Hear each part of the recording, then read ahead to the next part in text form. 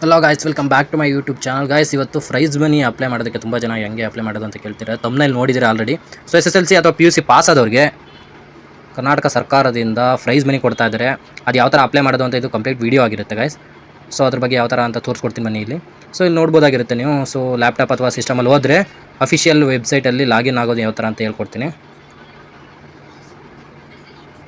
ಇಲ್ಲಿ ಲ್ಯಾಪ್ಟಾಪಲ್ಲಿ ಯಾವುದೋ ಸಿಸ್ಟಮಲ್ಲಿ ಓಪನ್ ಮಾಡೋದಾದರೆ ನೋಡಿ, ಇಲ್ಲಿ SWD ಅಂತ ಟೈಪ್ ಮಾಡಿ. ಸೊ ಎಂಟರ್ ಸರ್ಚಿಂಗ್ ಕೊಡಿ, ಬರುತ್ತೆ. ಮೊದಲನೇ ಫೇಸೇ ಬರುತ್ತೆ, ಸಮಾಜ ಕಲ್ಯಾಣ ಇಲಾಖೆ ಅಂತ. ಸೊ ಅದ್ರ ಮೇಲೆ ಕ್ಲಿಕ್ ಮಾಡಿದ್ರೆ ನಿಮಗೆ ನೆಕ್ಸ್ಟು ಓಪನ್ ಆಗುತ್ತೆ ನೋಡಿ ವೆಬ್ಸೈಟು. ಇಲ್ಲಿ ಸಮಾಜ ಕಲ್ಯಾಣ ಇಲಾಖೆದು ಅದರ ಅಫಿಷಿಯಲ್ ವೆಬ್ಸೈಟ್ ಇದೆ. ಡೌನ್ ಸ್ಕ್ರಾಲ್ ಮಾಡಿದ್ರು ಕೂಡ ನಿಮಗೆ ಕೆಳಗಡೆಯಲ್ಲಿ ಮೆಟ್ರಿಕ್ ನಂತರದ ಅಂತ ಅಪ್ಲೈ ಪ್ರೈಸ್ ಮನಿ ಅಂತ ಇರುತ್ತೆ. ಅದು ಬಿಟ್ಟರೆ ಇಲ್ಲಿ ನೋಡಿ ಕಾರ್ಯಕ್ರಮ ಅಂತ ಇದೆಯಲ್ಲ, ಇಲ್ಲಿ ಸೆಲೆಕ್ಟ್ ಮಾಡ್ಬೋದಾಗಿರುತ್ತೆ.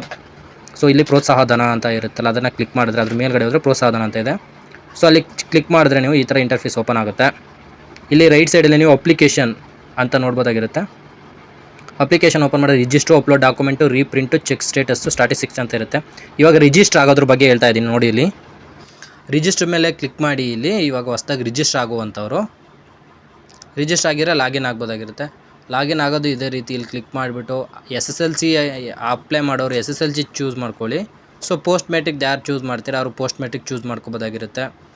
SSLC ಯಾರು ಚೂಸ್ ಮಾಡ್ತಾರೆ ಅವ್ರು 60% ಮೇಲೆ ಇರಬೇಕು. PUC ಅವರು ಕೂಡ 60% ಮೇಲೆ ಇರಬೇಕಾಗಿರುತ್ತೆ.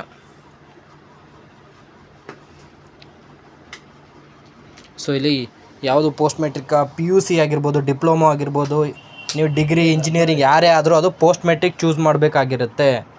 SSLC ಹೊರತುಪಡಿಸಿ ಮಿಕ್ತವರೆಲ್ಲ ಪೋಸ್ಟ್ ಮೆಟ್ರಿಕ್ಕು. ಸೊ ಇವಾಗ ನಾನು SSLC ಯಾವ ಥರ ಅಂತ ಹೇಳ್ಕೊಡ್ತೀನಿ. ಸೊ SSLC ಸೆಲೆಕ್ಟ್ ಮಾಡಿದ್ಮೇಲೆ ವ್ಯಾಲಿಡೇಟ್ ಆಧಾರ್ ಅಂತ ಇರುತ್ತಲ್ಲ, ಇದ್ರ ಮೇಲೆ ಕ್ಲಿಕ್ ಮಾಡಿ.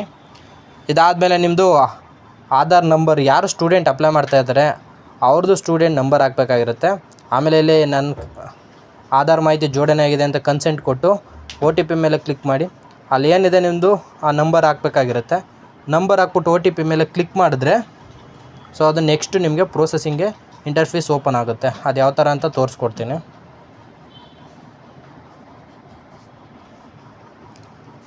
ಅಲ್ಲಿ ಎಂಟ್ರಿ ಮಾಡಿ OTP ಅಂತ ಗೆಟ್ OTP ಕೊಟ್ಟರೆ OTP ಬರುತ್ತೆ. OTPಯನ್ನು ಕಳಿಸಿದ್ದೀವಿ ಅಂತ ಸಕ್ಸಸ್ಫುಲಿ ಬರುತ್ತೆ ಅದು.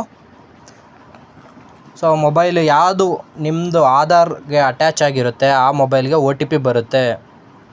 ಆ OTPನ ಇಲ್ಲಿ ಎಂಟ್ರಿ ಮಾಡಬೇಕಾಗಿರುತ್ತೆ. ಸೊ ನೆಕ್ಸ್ಟು ಇಲ್ಲಿ ನೋಡ್ಬೋದಾಗಿರುತ್ತೆ. ಪ್ರೋಸೆಸಿಂಗ್ ಅಂತ ಕೊಟ್ಟರೆ ಸಬ್ಮಿಟ್ ಮಾಡ್ತಿರಲ್ಲ, ಆಗ ಪ್ರೋಸೆಸಿಂಗ್ ಆಗುತ್ತೆ. ಆವಾಗ ಯಾರ್ದು ಆಧಾರ್ ಅಟ್ಯಾಚ್ ಆಗಿರುತ್ತೆ ಆಟೋಮೆಟಿಕ್ಕಾಗಿ ಈ ಥರ ತಗೊಳುತ್ತೆ. SSLC ಅಂತ ಸೆಲೆಕ್ಟ್ ಮಾಡಿದ್ರೆ SSLC ಇದೆ. ನಿಮ್ದು ಏನಿರುತ್ತೆ ಆಧಾರ್ ಕಾರ್ಡ್ ಫೋಟೋ ಅದೇ ಬರುತ್ತೆ ಇಲ್ಲಿ. ಅದ್ರ ಜೊತೆ ಏನೇನು ಡಾಕ್ಯುಮೆಂಟ್ಸ್ ಬೇಕು ಅಂತ ಇಲ್ಲೇ ಕೊಟ್ಬಿಟ್ಟಿರ್ತಾನೆ ಆಲ್ಮೋಸ್ಟು. ಅದು ನೋಡ್ಬಿಟ್ಟು ಅಪ್ಲೋಡ್ ಮಾಡೋದಿರುತ್ತೆ ನೀವು ಅಷ್ಟೇ. ಇಲ್ಲಿ ನೋಡ್ಕೋಬೋದಾಗಿರುತ್ತೆ ಡೀಟೇಲ್ಸ್ ಎಲ್ಲ. ನಿಮ್ಮದು ಹೆಸ್ರು ಏನಿರುತ್ತೆ ಅದ್ರ ಕೊಟ್ಟಿರ್ತಾನೆ ಆಲ್ರೆಡಿ ಅಲ್ಲಿ. ಅದ್ರ ಜೊತೆಗೆ ನಿಮ್ಮದು ಡೀಟೇಲ್ಸ್ ಏನೇನು ಬೇಕಾಗಿರುತ್ತೆ ಅದಿಷ್ಟು ಮೆನ್ಷನ್ ಮಾಡಿರ್ತಾನೆ. ಅಲ್ಲಿ SSLC register number ಹಾಕಬೇಕಾಗಿರುತ್ತೆ.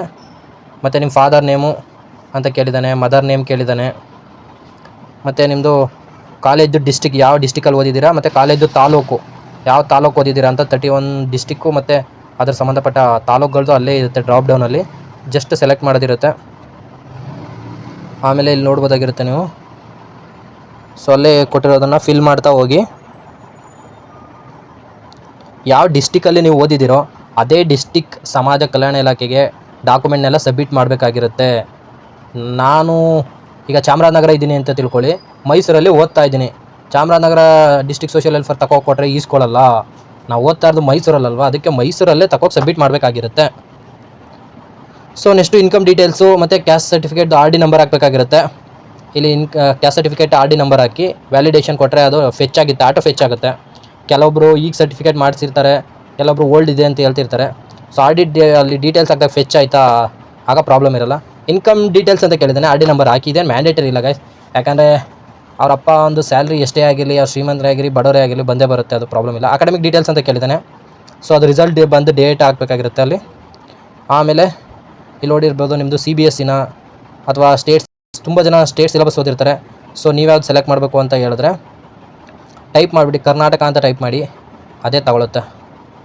Secondary SSLC secondary school leaving certificate ಅಂತ ಬರುತ್ತೆ. ಸೊ ಕರ್ನಾಟಕ ಸ್ಟೇಟ್ ಬೋರ್ಡ್ ತಗೊಳುತ್ತೆ ಅದು. ಆಮೇಲೆ ಇಲ್ಲಿ ನೀವು SSLCದು ಅದು ಆಲ್ ಟಿಕೆಟ್ ಇಲ್ಲೇ ಒಂದು ನಂಬರ್ ಕೇಳಿದ್ದಾನೆ, ಅದನ್ನು ಕೂಡ ಎಂಟ್ರಿ ಮಾಡ್ಕೊಳ್ಳಿ. ಅದು ಮೇಲ್ಗಡೆ SSLC ರಿಜಿಸ್ಟರ್ ನಂಬರ್ ಕೇಳಿದ್ದಾನೆ ಅಲ್ಲಿ ಕೂಡ.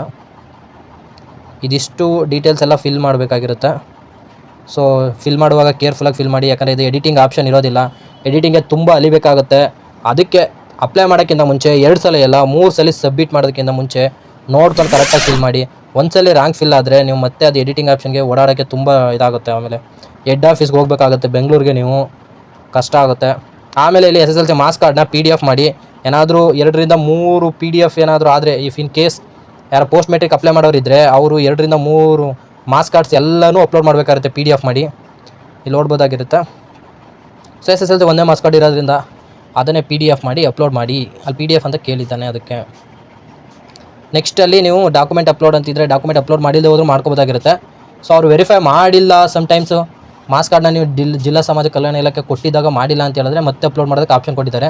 ಹಾಗೆ ಅಲ್ಲಿ ರೀಪ್ರಿಂಟ್ ಅಂತ ಇರುತ್ತೆ. ಅಪ್ಲೈ ಮಾಡಿದ್ಮೇಲೆ ಅದನ್ನ ರೀಪ್ರಿಂಟ್ ತೊಗೋಬೋದಾಗಿರುತ್ತೆ. ಅಕ್ನಾಲಜ್ಮೆಂಟ್ ಡೌನ್ಲೋಡ್ ಮಾಡಿಲ್ಲ ಅಂದವರು ತುಂಬ ಜನ ನಂಬರ್ ಗೊತ್ತಿಲ್ಲ ಅಂತ ಹೇಳಿದಾಗ ಆಧಾರ್ ಹಾಕ್ಬಿಟ್ಟಾರು ಅಕ್ನಾಲಜ್ಮೆಂಟ್ ತೊಗೋಬೋದಾಗಿರುತ್ತೆ. ಆಮೇಲೆ ಅದ್ರ ಕೆಳಗಡೆ ನೀವು ರಿಜಿಸ್ಟರ್ ಅಂತ ಇರುತ್ತೆ, ಅಲ್ಲೂ ಕೂಡ ರೀಪ್ರಿಂಟ್ ಅಂತ ಇರುತ್ತೆ, ಚೆಕ್ ಸ್ಟೇಟಸ್ ಅಂತ ಇರುತ್ತೆ.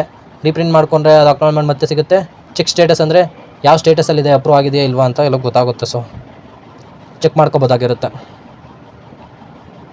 ಇಲ್ಲಿ ನೋಡ್ಬೋದು. ನೆಕ್ಸ್ಟು ಎಲ್ಲ ಆದಮೇಲೆ ನೀವು ಸಬ್ಮಿಟ್ ಮಾಡಿದ್ರೆ ಅಂದರೆ ಕಂಪ್ಲೀಟ್ ಪ್ರೋಸೆಸ್ ಆಗುತ್ತೆ. ಇಷ್ಟಕ್ಕೆ ಮುಗಿಯಲ್ಲ.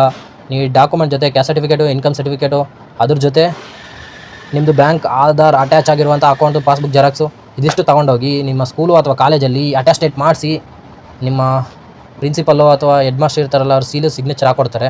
ಅದನ್ನ ತಗೋಗಿ ಜಿಲ್ಲಾ ಸಮಾಜ ಕಲ್ಯಾಣ ಇಲಾಖೆ, ತಾಲೂಕಲ್ಲ ಜಿಲ್ಲಾ ಸಮಾಜ ಕಲ್ಯಾಣ ಇಲಾಖೆಗೆ ಕೊಟ್ಟರೆ ಪ್ರೊಸೆಸಿಂಗ್ ಮುಗಿಯುತ್ತೆ. ಸೊ ಇದಿಷ್ಟು ಕಂಪ್ಲೀಟ್ ವೀಡಿಯೋ ಆಗಿರುತ್ತೆ. ಏನಾದರೂ ಡೌಟ್ ಇದ್ದರೆ ಕಮೆಂಟ್ ಸೆಕ್ಷನಲ್ಲಿ ಕಮೆಂಟ್ ಹಾಕಿರಿ. ನೆಕ್ಸ್ಟ್ ಕಂಪ್ಲೀಟ್ ವೀಡಿಯೋ ತಿಳಿಸ್ಕೊಡೋಕ್ಕೆ ನೋಡ್ತೀನಿ. ಹಾಗೆ ಡಿಸ್ಕ್ರಿಪ್ಷನಲ್ಲಿ ಲಿಂಕು ಕೂಡ ಹಾಕಿರ್ತೀನಿ. ಸೊ ಅದ್ರ ಮೂಲಕ ಡೈರೆಕ್ಟಾಗಿ ಹೋಗಿ ಅಪ್ಲಿಕೇಶನ್ ಹಾಕಿ. ತುಂಬ ಜನ ಗೊತ್ತಿರಲ್ಲ ಪಾಪ ವೆಬ್ಸೈಟ್ ಅಂಗಡಿಯವರು ಯಾವ ಥರ ಅಪ್ಲೈ ಮಾಡೋದು, ಅವ್ರಿಗೆ ಯೂಸ್ ಆಗುತ್ತೆ ಇದು ಹೆಂಗೆ ಅಪ್ಲೈ ಮಾಡ್ಬೋದು ಅಂತ. ಅಲ್ಲೋಗಿ 100 ರೂಪಾಯಿ ಕೊಡೋ ಬದಲು ನಿಮ್ಗೆ ಯಾರು ಪರಿಚಯ ಇದ್ದರೆ ಲ್ಯಾಪ್ಟಾಪ್ ಇದ್ದರೆ ನೀವು ಕೂಡ ಮೊಬೈಲಲ್ಲಿ ಕೂಡ ಅಪ್ಲೈ ಮಾಡ್ಕೋಬೋದಾಗಿರುತ್ತೆ.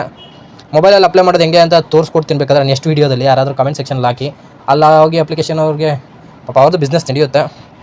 ಓಕೆ ಗಾಯ್ಸ್, ಈ ವಿಡಿಯೋ ಇಷ್ಟವಾಗಿರೋ ಲೈಕ್ ಮಾಡಿ, ಶೇರ್ ಮಾಡಿ, ಸಬ್ಸ್ಕ್ರೈಬ್ ಮಾಡಿ. ನೆಕ್ಸ್ಟ್ ವೀಡಿಯೋದಲ್ಲಿ ಸಿಗೋಣ. ST ಅವರು ಇದೇ ರೀತಿ ವೆಬ್ಸೈಟ್ ಇರುತ್ತೋ ಅದು ವಿಡಿಯೋ ಇಲ್ಲ, ಎಷ್ಟು ಬೇಕಾದರೆ ಅದ್ರ ಬಗ್ಗೆ ವೀಡಿಯೋ ಮಾಡ್ತೀನಿ. ಸೊ ವಿಡಿಯೋ ಇಷ್ಟವಾಗಿರೋ ಲೈಕ್ ಮಾಡಿ, ಶೇರ್ ಮಾಡಿ, ಸಬ್ಸ್ಕ್ರೈಬ್ ಮಾಡಿ. ನೆಕ್ಸ್ಟ್ ವೀಡಿಯೋದಲ್ಲಿ ಸಿಗೋಣ. Thank you guys.